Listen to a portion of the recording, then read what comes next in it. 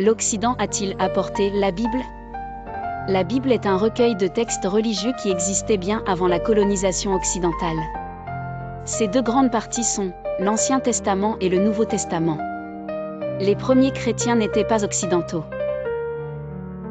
Jésus était un juif du Moyen-Orient, et ses premiers disciples étaient également des juifs vivant sous l'Empire romain.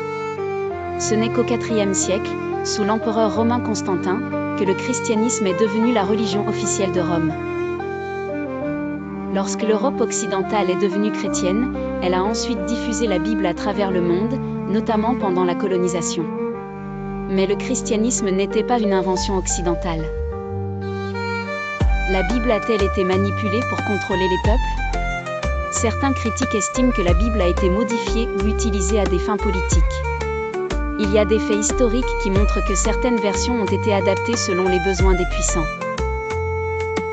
Le Concile de Nicée, 325 AP, Jésus-Christ, l'empereur Constantin a convoqué ce concile pour unifier les croyances chrétiennes. Certains textes considérés comme hérétiques ont été exclus de la Bible officielle. Traduction et modification, la Bible a été traduite et réinterprétée plusieurs fois. La version du roi Jacques en anglais, 1611, a influencé la vision occidentale du christianisme. Malgré ces modifications, les découvertes archéologiques, comme les manuscrits de la Mer Morte, montrent que les textes bibliques n'ont pas été radicalement altérés depuis leur origine. L'Occident a-t-il rejeté la Bible après l'avoir imposée? Aujourd'hui, l'Occident semble s'éloigner du christianisme, la fréquentation des églises baisse fortement en Europe et en Amérique du Nord.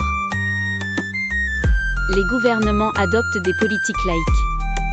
Certaines élites promeuvent des valeurs contraires aux enseignements bibliques, individualisme, matérialisme, etc. Le siècle des Lumières, 18e siècle, a introduit la science et la raison comme alternative à la religion. L'industrialisation et la montée du capitalisme ont favorisé une vision plus matérialiste du monde. L'émergence des nouvelles spiritualités et philosophies a affaibli l'influence chrétienne.